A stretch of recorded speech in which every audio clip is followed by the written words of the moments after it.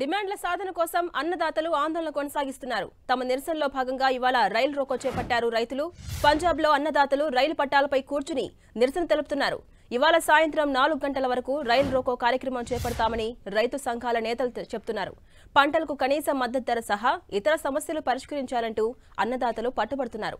ఇక రైతుల ఆందోళనలతో పంజాబ్, హర్యానాలో రైళ్ల రాకపోకలకు అంతరాయం ఏర్పడింది. రైతుల ఆందోళనలతో పోలీసులు అప్రమత్తమయ్యారు. భారీగా భద్రతా దళాలను మోహరించారు.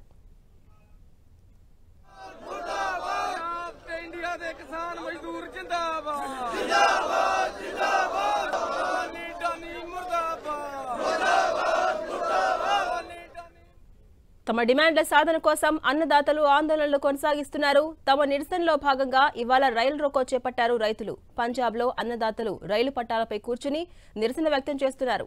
ఇవాళ సాయంత్రం 4 గంటల వరకు రైలు రోకో కార్యక్రమం చేపడతామని రైతు సంఘాల నేతలు చెప్తున్నారు. పంటలకు కనీస మద్దతు ధర సహా ఇతర సమస్యలు పరిష్కరించాలని పట్టుబడుతున్నారు అన్నదాతలు.